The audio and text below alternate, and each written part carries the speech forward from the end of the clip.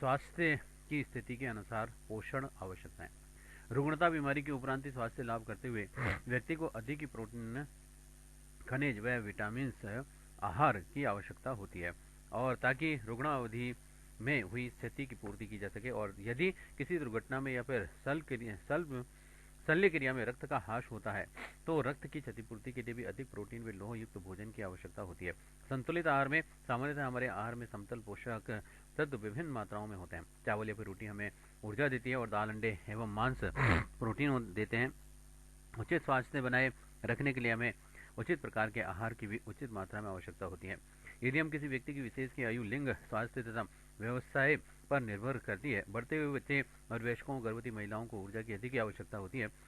जो व्यक्ति कठोर परिश्रम करते हैं उनके भोजन में प्रोटीन की अधिक मात्रा की आवश्यकता नहीं होती है, किंतु उनके भोजन में अधिक ऊर्जा प्रदान करने वाले खाद्य पदार्थों का समावेश होता है। आवश्यक है, अर्थात जिसमें अधिक मात्रा में कार्बोहाइड्रेट तथा वसा हो। उसके अतिरिक्त शरीर को कुछ मात्रा में विटामिन तथा खनिज की भी आवश्यकता होती है।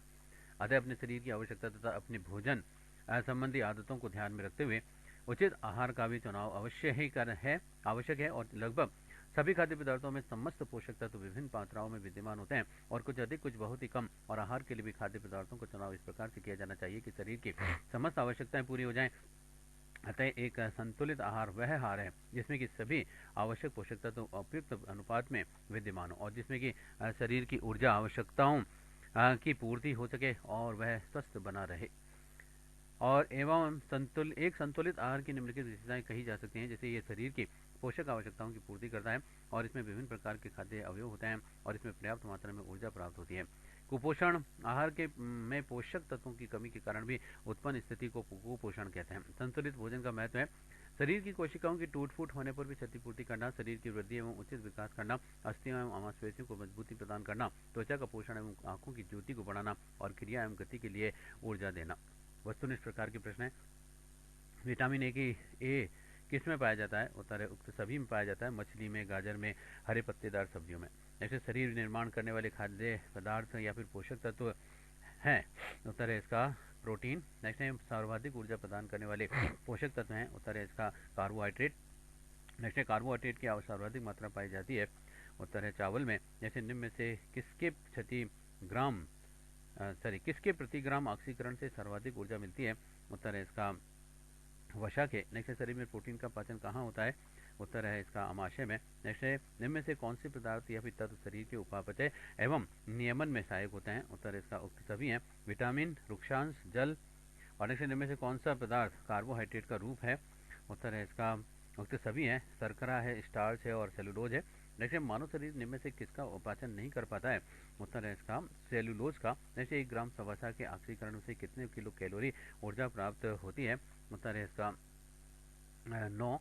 नेक्स्ट प्रोटीन का निर्माण किस में होता है? उत्तर है इसका अमीनो अम्ल में। नेक्स्ट हमारे बाल एवं नाखून किसके बने होते हैं? उत्तर है इसका कैरोटीन नामक प्रोटीन के। नेक्स्ट हमारे शरीर में किन किन विटामिन का निर्माण होता है? उत्तर है इसका विटामिन डी का। नेक्स्ट स्कर्वी रोग के किस विटामिन की कमी से होता है? उत्तर है इसका सी की कमी से। नेक्स्ट निम्न में से किस पदार्थ से प्राप्त प्रति ग्राम ऊर्जा सर्वाधिक होती है? उत्तर है इसका वसा। नेक्स्ट वसा के प्रमुख स्रोत हैं जो। उत्तर है इसका उक्त सभी हैं। वनस्पति घी है, वनस्पति तेल है, घी है, मांस है। जैसे वसा का पाचन कहाँ पर होता है? उत्तर छोटी आंत में। नेक्स्ट शरीर की मरम्मत एवं रखरखाव हेतु किन तत्वों की आवश्यकता होती है?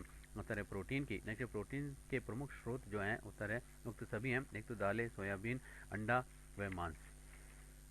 अब नेक्स्ट चैप्टर सामान्य रोग एक ऐसी स्थिति में है जिसमें कि शरीर या फिर उनके किसी भी भाग का कार्य विक्षुब्ध या फिर क्षतिग्रस्त होता है, और दूसरे शब्दों में वह स्थिति जो कि शरीर के सामान्य कार्य में बाधा पहुंचाती है रोग कहलाती है। मानव शरीर भांति भांति के रोगों से पीड़ित हो जाता है। प्रमुख रोग निम्न है। पहले तो है मानव रोगों का वर्गीकरण। जन्मजात रोग, उपार्जित रोग, संचारी या फिर संक्रामक रोग, गैर संचारी असंक्रामक रोग। और संचारी या संक्रामक रोग में एक तो संक्रमित व्यक्ति से स्वस्थ व्यक्ति में फैलते हैं, और गैर संचारी या असंक्रामक रोग एक व्यक्ति से दूसरे व्यक्ति में नहीं फैलते हैं। यह जन्मजात या आनुवंशिक रोग में वे रोग जो कि जन्म के समय ही विद्यमान होते हैं या फिर कुछ आनुवंशिक या फिर उपापचयी गड़बड़ी अथवा किसी अंग के सुचारू रूप से कार्य करने के कारण उत्पन्न हो जाते हैं, आनुवंशिक या फिर जन्मजात रोग कहलाते हैं। आनुवंशिक रोग प्राय माता पिता से अपने संतानों में स्थानांतरित होते हैं। ये निम्न है: एक तो हीमोफीलिया, दूसरा वर्णाधनता, तीसरा है हंसिया आकार कोशिका रक्तहीनता, फिर भी है अर्जित रोग। ये रोग जन्म के बाद में किसी भी व्यक्ति के जीवन काल में कभी भी हो सकते हैं। उपार्जित रोगों को निम्न प्रकार से वर्गीकृत किया जा सकता है। एक तो संक्रामक रोग, वे रोग जो कि एक व्यक्ति से दूसरे व्यक्ति में संचारित होते हैं संक्रामक रोग कहलाते हैं। संक्रामक रोग की किसी भी जीवा कारक या फिर रोगजनक जैसे जीवाणु और जैसे विषाणु, जीवाणु, प्रोटोजोआ, कृमि आदि के द्वारा होते हैं और ये एक व्यक्ति से दूसरे व्यक्ति में दूषित जलवायु एवं आहार के संपर्क में आने से फैलते हैं। प्रमुख संक्रामक रोग निम्न है: फेदोचेचक, कुकर खांसी, क्षय, फ्लू, निमोनिया, हेपेटाइटिस, खसरा, हैजा, मम्पस, तपेदिक, एड्स और मलेरिया। दूसरा है असंक्रामक रोग। ये रोग किसी भी विशेष कारणों जैसे कि किसी मुख्य अंग के सुचारू रूप से कार्य न करने या फिर किसी पोषक तत्वों की न्यूनता के कारण होते हैं। ये एक व्यक्ति से दूसरे व्यक्ति में संचारित नहीं होते हैं।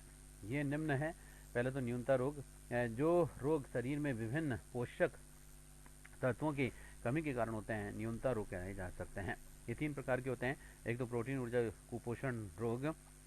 सामान्यतः 1 से 5 वर्ष की आयु के बच्चे अपनी वृद्धि या फिर परिवर्धन के लिए भी आवश्यक मात्रा में प्रोटीन न मिल पाने के कारण प्रोटीन ऊर्जा कुपोषण के शिकार होते हैं। प्रोटीन ऊर्जा कुपोषण के परिणाम से 2 बीमारियां होती हैं। एक तो मेरास्मस, यह कार्बोहाइड्रेट वसाओं व प्रोटीनों की कमी के कारण होता है। फिर दूसरा क्वासी और कोर, यह प्रोटीन व ऊर्जा की कमी का परिणाम है और ये प्राय 6 माह या फिर 5 वर्ष की आयु में होता है। इसे रेड बॉय भी कहते हैं और यह रोग तब विकसित होता है जबकि रीड बॉय भी कहते हैं और यह रोग तब विकसित होता है कि जब माँ अपने बच्चे की स्तनपान कराना बंद कर देती है और अपरंपरागत पारिवारिक भोजन देना प्रारंभ करती है, जिससे कि प्रोटीन की अल्पता होती है।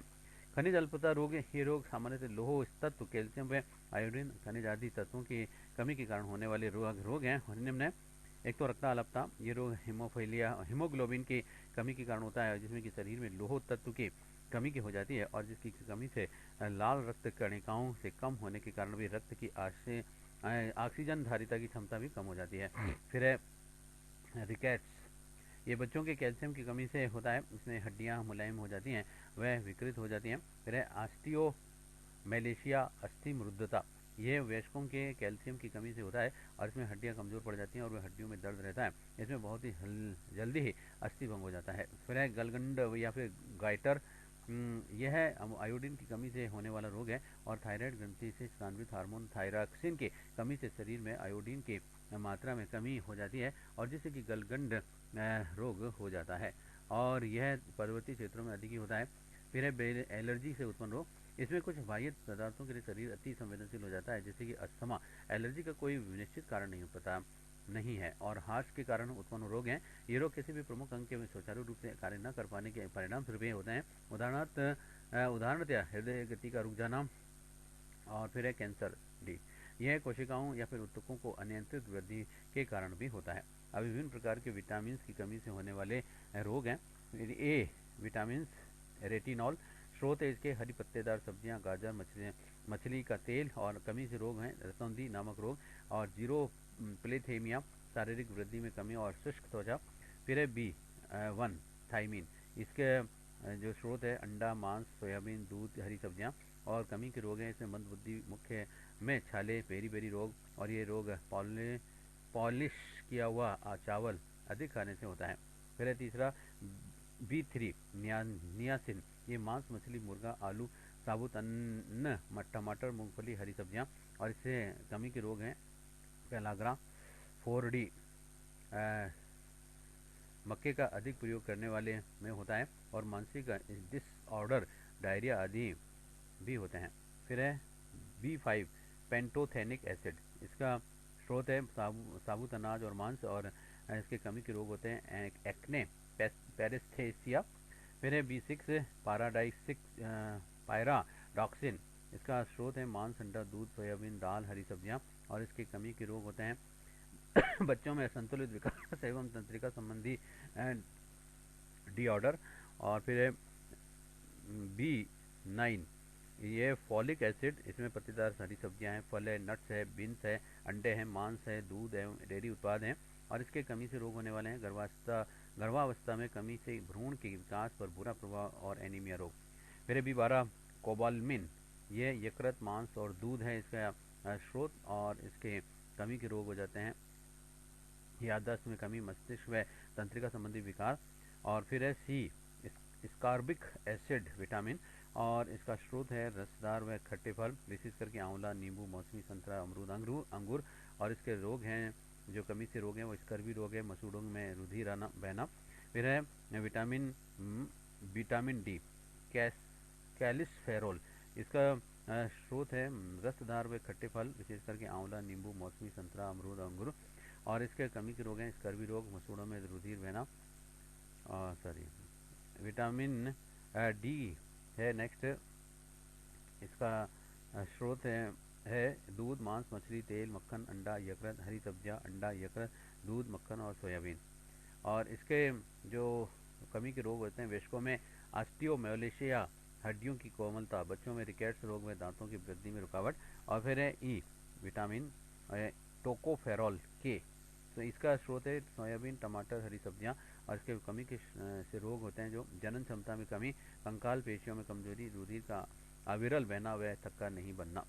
और कुछ विशिष्ट रोग हैं इसमें डेंगू। ये डेंगू एक विषाणु जनित रोग है और जो कि एसिड एडिस एजिप्टी नामक मच्छर से संवहित डेंगू विषाणु फ्लेवी वायरस के संक्रमण से होता है। और ये एडीज मच्छर एवं संक्रमित व्यक्ति को भी काटकर किसी अन्य स्वस्थ व्यक्ति को काटता है, जो कि इस रंग रोग का संचारण होता है और व्यक्ति डेंगू से संक्रमित हो जाता है। और एडीज मच्छर घर के अंदर, भंडारण, अलमारी व अंधेरे स्थानों पर रहता है और ये दिन में क्रियाशील होता है। बाहर ये ठंडी व छायादार जगहों पर पाया जाता है।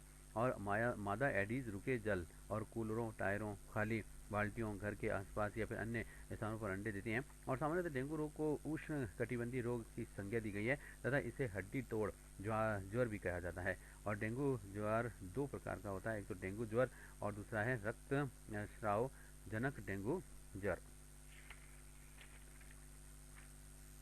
फिर है रोग डेंगू ज्वर के लक्षण है जो पहले तो अकस्मात उच्च ज्वर होता है 104 डिग्री से 105 डिग्री एफ, जो कि 4 से 5 दिन तक बना रहता है। फिर दूसरा तेज सिर दर्द, जोड़ों में मांसपेशियों तथा शरीर में दर्द। और तीसरा आंखों के पीछे दर्द, जो कि आंखों की गति के साथ ही और अधिक होता है। और चौथा उबकाई व उल्टी आना। और है रक्तस्रावक जनक डेंगू ज्वर के लक्षण। इसमें उक्त लक्षणों के अतिरिक्त निम्न अन्य लक्षण भी पाए जाते हैं, जैसे पेट में लगातार तेज दर्द, दूसरा त्वचा में ददोरे चकत्ते, तीसरा नाक, मुंह व आंतरिक अंगों से रक्तस्राव, चौथा रक्त बिना रक्त की लगातार उल्टियाँ, और पांचवा पीली ठंडी त्वचा और कमजोरी, और छठा है अत्यधिक प्यास और मुंह का सूखना। डेंगू व रक्तस्राव जनक डेंगू ज्वर का उपचार है। डेंगू ज्वर का कोई भी विशेष उपचार नहीं है, ये डेंगू पीड़ित व्यक्ति को आपस में आराम करना चाहिए, वह बड़ी मात्रा में तरल पदार्थ पीने चाहिए। रक्तस्राव जनक डेंगू का उपचार नष्ट तरलों के प्रतिस्थापन से होता है। कुछ रोगियों में रक्तस्राव रोकने के लिए खून चढ़ाने की आवश्यकता होती है। डेंगू ज्वर की रोकथाम डेंगू ज्वर को फैलने से रोकने के लिए निम्न तरीकों से बचाव किया जा सकता है। जैसे पहले तो किसी भी स्थान पर 72 घंटे से अधिक जल को न रुकने दें, और दूसरा तालाबों, कुओं आदि में मच्छर न पनपने दें और इनकी सफाई निरंतर ही से करवाई जाए नहीं चाहिए। तीसरा है बेकार फेंके हुए पुराने पहियों आदि को विनष्ट कर दें और जिससे कि इनमें वर्षा का पानी जमा न होने पाए। पहले चौथा मच्छर प्रतिकर्षकों का प्रयोग करें व अपने शरीर को भी ढक करके रखें। पांचवा ऊषा काल व गोधली बेला के समय घर से बाहर की गतिविधियां कम करें, और क्योंकि ये मच्छर इस अवधि में सर्वाधिक सक्रिय होते हैं। फिर है छठा, डेंगू ज्वर से पीड़ित रोगियों को कम से कम 5 दिन तक बिल्कुल ही अलग रखना चाहिए। और साथ डेंगू ज्वर से किसी भी के पीड़ित होने का संदेह होने पर निकटतम स्वास्थ्य केंद्र को सूचित करना चाहिए। डेंगू के लिए टोरिनी क्यूट टेस्ट किया जाता है। फिर है मलेरिया। मलेरिया प्रोटोजोआ परजीवी जनित रोग है जो कि मादा एनाफिलीज मच्छर के काटने से होता है। और मादा एनाफिलीज पाए जाने पर प्लाज्मोडियम परजीवी के कारण ये रोग होता है। जब मादा एनाफिलीज किसी भी स्वस्थ मनुष्य की काटती है तब लार के साथ में ये परजीवी भी मनुष्यता के रक्त में प्रवेश कर जाता है और प्रवेश करने के बाद में यह यकृत कोशिकाओं में लाल रक्त कणिकाओं के नष्ट करता है। मलेरिया परजीवी का अलैंगिक जीवन चक्र मानव शरीर तथा लैंगिक चक्र मादा एनाफिलीज मच्छर से पूर्ण हो जाता है। मलेरिया की उद्भव अवधि लगभग 12 दिन है। मलेरिया के लक्षण है, पहले तो ठंड लगकर के तेज बुखार आना, व बुखार के उपरांत पसीना आकर के ज्वर का सामान्य हो जाना। दूसरा सिर दर्द, उबकाई व मांसपेशियों में दर्द। तीसरा रोगी का अत्यधिक कमजोर हो जाना। और चौथा मलेरिया के कारण रक्ताल्पता, प्लीहा के आकार में वृद्धि तथा शरीर के विभिन्न भागों में मेलिनीन का एकत्रीकरण होना। इस मलेरिया से संबंधित रोग के बारे में चल रहा है, उसकी रोकथाम है नेक्स्ट। पहले तो दोहरे जालीदार दरवाजे व खिड़कियां हों ताकि मच्छरों के प्रवेश को रोका जा सके। फिर दूसरा, मच्छरदानी में मच्छर प्रतिकारों का प्रयोग करना चाहिए। और तीसरा, गड्ढों या फिर अन्य खुली जगहों पर भी पानी एकत्रित न होने दें। एकत्रित पानी पर मिट्टी का तेल छिड़क करके चाहिए और गड्ढों को मिट्टी से भरवा देना चाहिए। फिर उपचार है, औषधि क्लोरोक्विन, प्राइमाक्विन, फेनुड्रिन, मेफोलोक्विन, हेलोडफिड्रिन आदि की औषधियों का सेवन करना चाहिए। और दूसरा है, अधिक ज्वर होने पर माथे पर बर्फ की पट्टी रखनी चाहिए। तीसरा, सोते समय यूकेलिप्स, संदल, पेपरमेंट व सिरिका आदि तेलों की भी मालिश करनी चाहिए। और इस रोग की पहचान के लिए MP टेस्ट किया जाता है। फिर है राष्ट्रीय मलेरिया नियंत्रण कार्यक्रम। यह 1953 में प्रारंभ हुआ। 1958 में इसे राष्ट्रीय मलेरिया उन्मूलन कार्यक्रम में बदल दिया गया। 1994 में मलेरिया एक्शन कार्यक्रम के रूप में भी प्रारंभ हुआ। रोनाल्ड रॉस के ने बताया कि मलेरिया रोग मलेरिया परजीवी द्वारा फैलता है और उसका रोगवाहक मच्छर होता है और उन्हें विक्टोर मच्छर होता है और उन्हें इस खोज के लिए भी नोबेल पुरस्कार दिया गया। फिर है अमीयोबासिस। ये रोग एंटी अमीबा हिस्टोलिटिका नामक सूक्ष्मदर्शी परजीवी प्रोटोजोआ के संक्रमण के कारण होता है। और एंटी अमीबा की वाहक मक्खियां होती हैं जो कि इस परजीवी को खाद्य पदार्थों तक पहुंचाती हैं। संचरण की विधि है, दूषित भोजन व जल। लक्षण, आंतों में अल्सर का निर्माण। दूसरा, पेट में दर्द व उबकाई। तीसरा, तेज दस्त व मल में श्लेष्मा अर्थात आंव। चौथा है, एंटी अमीबा द्वारा आंतरिक श्लेष्मा में घाव करना। फिर रोकथाम व उपचार है, पहले तो उचित स्वच्छता बनाए रखनी चाहिए। और दूसरा, तरकारी व फलों को खाने से पहले भी भली बातचीत होना चाहिए। और तीसरा, रोगियों को एंटीबायोटिक देने चाहिए। चौथा, इस रोग में मेट्रोनिडेजोल व टिनिडियाजोल औषधियाँ लाभदायक हैं। फिर फ्लोरोसिस, फ्लोरोडाइराइड के अतिरिक्त सेवन से यह रोग उत्पन्न होता है। इसका मुख्य कारण पेयजल में फ्लोरोराइड की अधिकता है और वैज्ञानिक दृष्टिकोण से यह जल में फ्लोराइड की मात्रा 1 ग्राम प्रति लीटर है और अधिक नहीं होनी चाहिए। और फ्लोराइड के स्रोतों में जल, भोज्य पदार्थ, टूथपेस्ट, माउथ वाश, मादक पदार्थ तथा कई दवाइयाँ महत्वपूर्ण हैं। और इसके अतिरिक्त फ्लोराइड के धुएं तथा कणों से भी इस रोग की उत्पत्ति होती है। ये रोग मुख्यतः 3 प्रकार का होता है, दंत फ्लोरोसिस, कंकाली फ्लोरोसिस, गैर कंकाली फ्लोरोसिस। और जल में फ्लोरिडा मात्रा को ppm पार्ट्स पर मिलियन में मापा जाता है। और ppm का अर्थ है जल के 10 लाख भाग में फ्लोराइड कितना है। पेयजल की फ्लोराइड दूर करने की भी 2 मुख्य विधियां होती हैं। पहले तो सक्रिय एल्यूमिना विधि। एल्यूमिना Al2O3 को भी 700 डिग्री सेल्सियस तक गर्म करने पर भी सक्रिय एल्यूमिना प्राप्त होता है। और सक्रिय एल्यूमिना में फ्लोराइड को अवशोषित करने का गुण होता है। AA फिल्टर में सक्रिय एल्यूमिना के ऊपर जिसे पानी गुजार करके शुद्ध जल प्राप्त किया जाता है। फिर दूसरा है नालगोंडा विधि। इस विधि में चूना एवं फिटकरी की निश्चित मात्रा को लगभग 40 लीटर फ्लोराइड की अधिकता वाले जल में घोल करके कुछ समय तक के ही रहने देते हैं और इसके बाद जल को निथार कर अलग कर लेते हैं और ये जल पीने योग्य होता है। फिर रोकथाम उपचार है पोषक तत्व जैसे calcium, phosphorus, iron, vitamin C, D व ED, प्रोटीन, एंटीऑक्सीडेंट आदि से युक्त खाद्य पदार्थों का सेवन करने से भी इस रोग पर कुछ सीमा तक नियंत्रण संभव है। और इन पोषक तत्वों से युक्त खाद्य पदार्थ हैं दूध, दही, हरी पत्तेदार सब्जियां, गुड़, तिल, पनीर, अरबी, जीरा, आंवला, नींबू, संतरा, टमाटर, धनिया, अंकुरित अनाज व दालें। और वनस्पति तेल में लहसुन, अदरक, गाजर, सफ़ेद प्याज आदि। फिर फ्लोरोसिस के कुछ मुख्य लक्षण हैं। इसमें दंतीय फ्लोरोसिस, दांतों का रंग खत्म होना व पीले भूरे गड्ढे पड़ना और दांतों पर सफ़ेद धब्बे व चमक खत्म होना, सतह पर पीली भूरी धारी होना। फिर कंकाली फ्लोरोसिस, गैस बनना, भूख कम लगना, पेट में दर्द, कब्ज एवं दस्त, सिर दर्द, अधिक प्यास लगना, खून की कमी होना और मांसपेशियों का कमजोर होना। फिर गैर कंकाली फ्लोरोसिस, जोड़ों में दर्द, गर्दन में दर्द, घुटने में दर्द, कंधे में दर्द, अंग अपंगता और चलने में असमर्थता। फिर पोलियो, पोलियो जो है बच्चों में पाया जाने वाला रोग है और जो सामान्यतः 6 माह और 3 वर्ष तक की उम्र में होता है। मेरुरज्जु के स्रोत को पोलियो या शिशु अंग घात कहते हैं। ये रोग पोलो वायरस विषाणु से होता है और जिसका कि शरीर में प्रवेश मुख्यतः पाचन तंत्र के माध्यम से भी होता है और ये दूषित जल, भोजन एवं दूध द्वारा शरीर में प्रवेश करता है और यह आरएनए एंटर वायरस होता है और इस शरीर में प्रवेश करने के उपरांत भी यह विषाणु कुछ अवधि तक आंतरिक वातावरण में रहकर के रक्त परिसंचरण की सहायता से स्नायु तंत्र तक पहुंच जाता है और ये मस्तिष्क में तंत्रिकाओं को क्षति पहुंचाता है। तंत्रिकाओं को प्रभावित करने के कारण भी इस रोग में स्थायी अंग घात, शारीरिक विकृति या फिर अंततः मृत्यु की आशंका भी होती है और इसमें गर्दन ऐंठ जाती है, ज्वर हो जाता है और सिर ढुलकने लगता है। इस विषाणु की उद्भवन अवधि 7 से 14 दिनों की होती है। गामा ग्लोबिन की सहायता से पोलियो विषाणु के विरुद्ध में प्रतिरोधक क्षमता विकसित की जा सकती है। एडवर्ड्स जोनाथन साल्क ने पोलियो विषाणु के विरुद्ध में टीके का निर्माण किया है। फिर रोकथाम व उपचार। पोलियो वैक्सीन एक निश्चित अंतराल पर बच्चों को दिया जाता है और इसके लिए भी पोलियो की दवा शिशु के जन्म के तीसरे, चौथे व 5वें माह बाद दी जाती है। पल्स पोलियो कार्यक्रम। भारत में पोलियो उन्मूलन हेतु ये कार्यक्रम 9 दिसंबर 1995 में शुरू किया गया था और इस कार्यक्रम के अंतर्गत 6 सप्ताह के अंदर से 2 बार पोलियो प्रतिक्षरण रक्षण कार्यक्रम आयोजित किए गए और जिसमें कि पहली बार 3 वर्ष तक के सभी बच्चों को बृहद स्तर पर भी ओरल पोलियो खुराक पिलाई गई और बाद में विश्व स्वास्थ्य संगठन WHO की अनुशंसा पर 20 जनवरी सन 1996 को 5 वर्ष तक की आयु के बच्चों को यह खुराक दी गई और तब से अब तक पल्स पोलियो टीकाकरण कार्यक्रम हर वर्ष चलाया जा रहा है। अब भारत को पोलियो मुक्त देश घोषित कर दिया गया है। पहले रक्ताल्पता रोग। रुधिर में विद्यमान श्वसन व रंजक हीमोग्लोबिन के निर्माण में लौह तत्व की महत्वपूर्ण भूमिका होती है और लौह तत्व की कमी से लाल रक्त कणिकाएं कम हो जाती हैं जिसके कि परिणाम स्वरूप रक्त की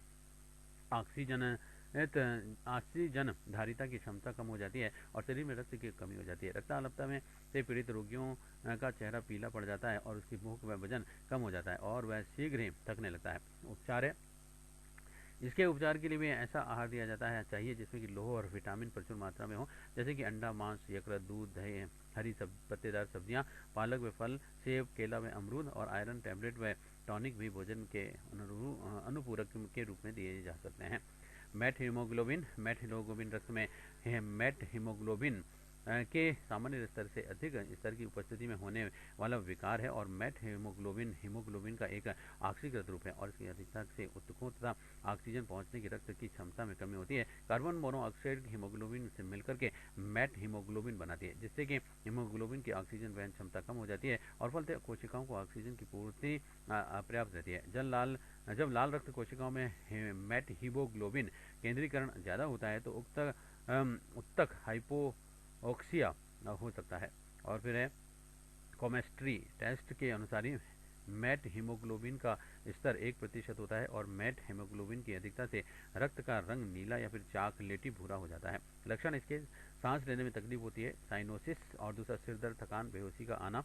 यह पेयजल में नाइट्रोजन की अधिकता के कारण 6 माह तक के बच्चों में यह अधिक पाया जाता है और इसे ब्लू बेबी सिंड्रोम भी कहा जाता है। फिर आंत्रशोथ जिसे गैस्ट्रिक फ्लू, उदर फ्लू या फिर उदर वायरस के नाम से भी जाना जाता है और जठरांत्र संबंधी मार्ग की सूजन है और ये पेट और छोटी आंत दोनों ही को प्रभावित करता है तथा इसकी तीव्र दस्त यानी डायरिया व उल्टियाँ होती हैं और ये प्रदूषित भोजन व जल के कारण तथा विषाणु वायरस से होता है। फिर है ओरल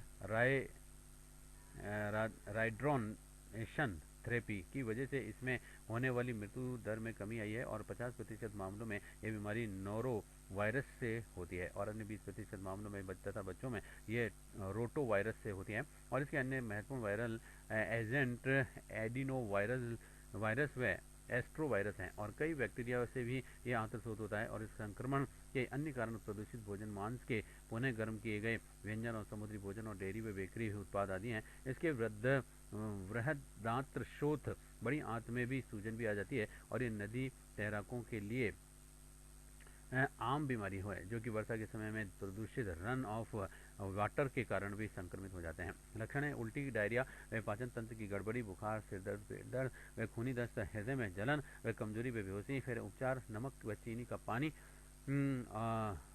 घोल बार बार पीने से शरीर में पानी की कमी को रोका जा सकता है और साथ ही एंटीबायोटिक दवा भी लेनी चाहिए। फिर कुछ महत्वपूर्ण तथ्य में रोगजनक एक जीव को रोग उत्पन्न करने का कारण हो, जैसे परजीवी, परपोषी, ऐसे भोजन का आश्रय प्राप्त करने वाला जीव। फिर है परपोषी, एक जीवित शरीर जिससे कि ऊपर या फिर अंदर एक रोगजनक जीव आश्रय प्राप्त होता है। रोगवाहक में वह जीव जो कि रोगजनकों को आश्रय प्रदान करता है और इसे अन्य व्यक्ति में स्थानांतरित करके रोग उत्पन्न कर सकता है। उदाहरण जैसे मच्छर मलेरिया के परजीवियों को आश्रय प्रदान करते हैं और उन्हें मनुष्य में संचारित भी करते हैं। फिर विश्वव्यापी रोग में रोग के विश्व के सभी भागों में पाया जाता है, जैसे कि एड्स टीकाकरण जीवाणु विशेष के एक दुर्बल अंश का इंजेक्शन प्रतिरक्षी के रूप में भी लगाना, जैसे कि उसी रोग के विरुद्ध में प्रतिरोधकता प्राप्त की जाती है, इसे प्रतिरक्षण भी कहते हैं। फिर है एटियोलॉजी, एंटियोलॉजी बीमारी के कारण का यह अध्ययन। महामारी एक स्थान समय और कुछ ही समय में बहुत ही अधिक संख्या में फैलने वाला रोग है, जैसे कि प्लेग।